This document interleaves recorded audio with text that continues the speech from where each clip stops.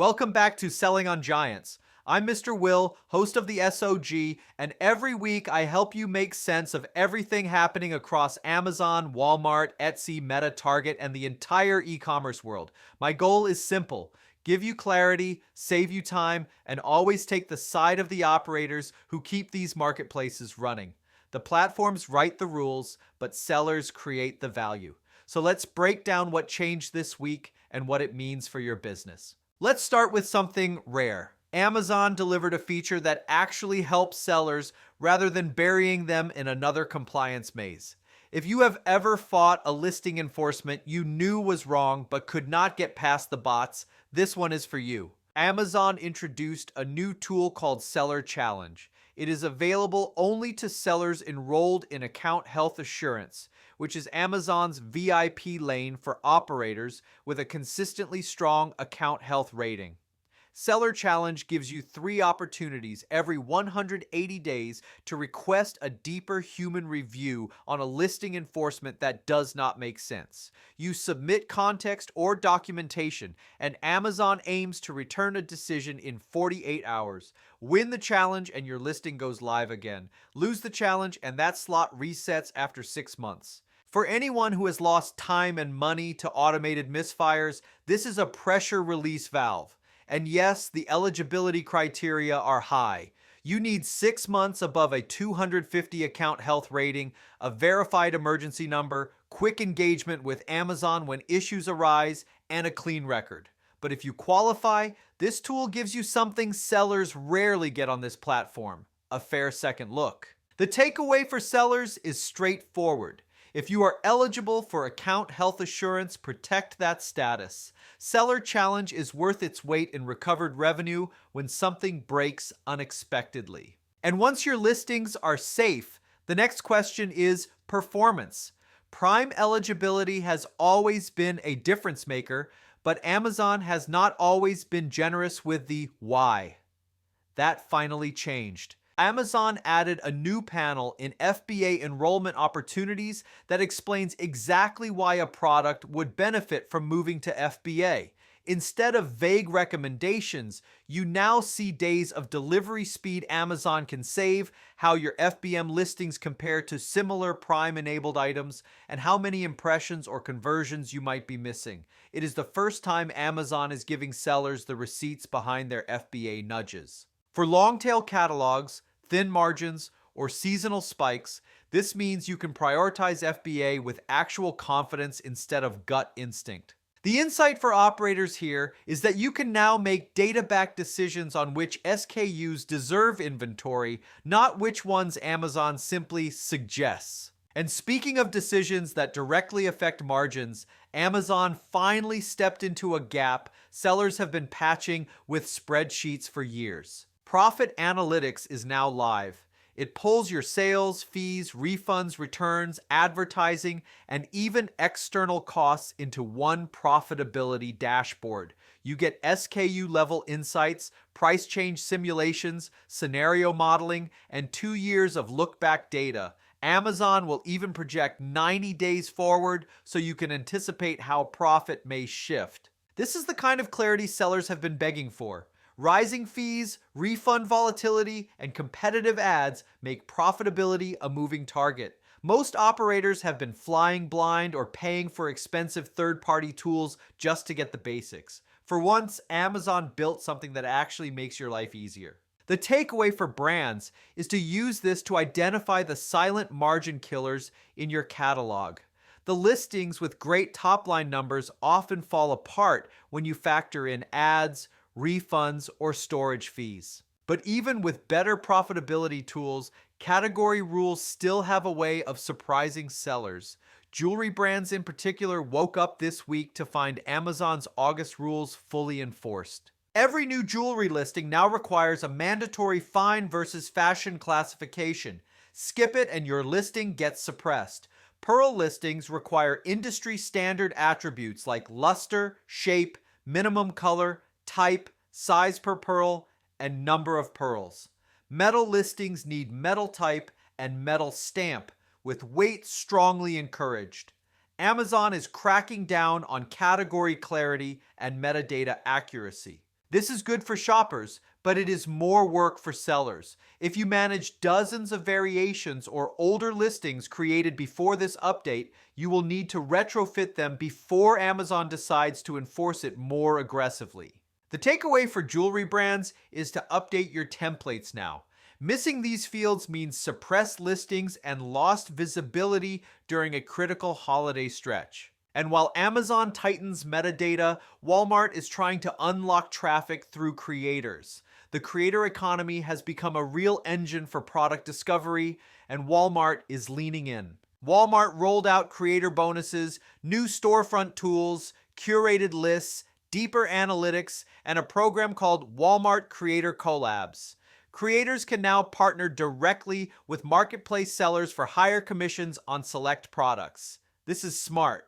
Creators already know how to sell within Walmart's ecosystem, and Walmart wants to reward content that drives real sales. For sellers, this is a new partnership channel that does not rely solely on paid search or traditional retail media. It is organic reach with built-in trust. The takeaway for sellers is that if you are on Walmart, start planning creator activations for Q4 and early Q1. You now have a clearer path to influencer-backed content inside the platform. And if creator tools bring in traffic, performance metrics decide whether you keep it. Walmart's Pro Seller program matters more now than ever. During the holidays, Walmart grades your business on-time delivery, cancellation rates, customer response times, fast shipping coverage, content quality, and consistent pricing. Hit the top tier and you earn a Pro Seller badge, referral fee discounts, SM credits, faster payouts, and better visibility. Miss the metrics and your ranking suffers. Walmart is not vague about this. Health metrics directly influence search performance. The takeaway for sellers is to audit your metrics now.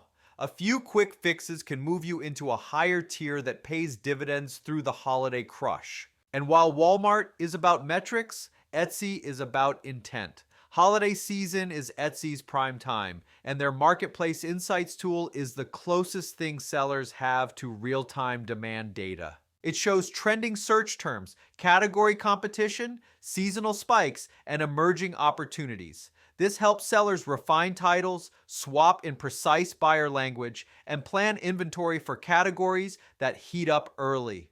The best Etsy sellers win because they iterate fast. The takeaway for Etsy sellers is to treat Marketplace Insights like your holiday compass. Update keywords weekly while demand is surging. Now let's pivot from organic discovery to paid targeting. Amazon is experimenting with an AI-powered assistant called Ads Agent inside DSP. You describe your targeting intent or upload a document, and Amazon recommends audiences and keywords before you finalize them. In theory, this speeds up setup. In practice, DSP is too precise to hand over control without testing. At Bellavix, we are cautiously optimistic. This tool could become useful, but we will not let AI drive full funnel DSP strategy until performance proves it. Sellers should treat this like an experiment, not a shortcut. The lesson here is simple. Test new tools without letting them run the show. Your data is too valuable to outsource blindly. And while Amazon plays with AI tools, Walmart is entering a new leadership era. Doug McMillon is retiring after a decade that turned Walmart into a true omnichannel powerhouse.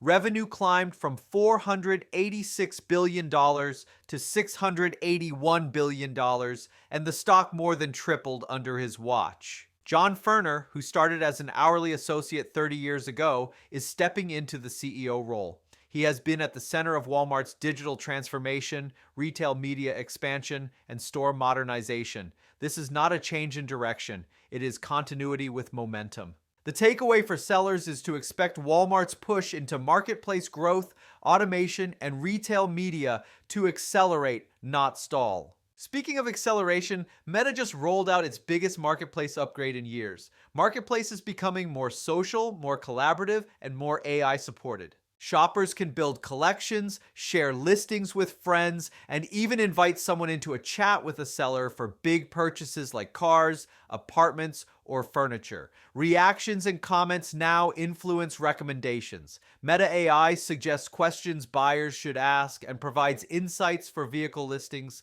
Partner inventory from eBay and Poshmark is expanding, which increases discovery. Meta wants Marketplace to feel less like classifieds and more like community-driven shopping. Social signals now matter. The takeaway for sellers is to upgrade your imagery and listing quality. Social engagement is becoming a visibility signal. Now let's zoom out from platforms to policy. The United States is doubling down on tariff-free digital goods while clamping down on physical imports. Recent trade agreements with Malaysia, Cambodia, and Thailand reinforce the push to keep digital products exempt from customs duties.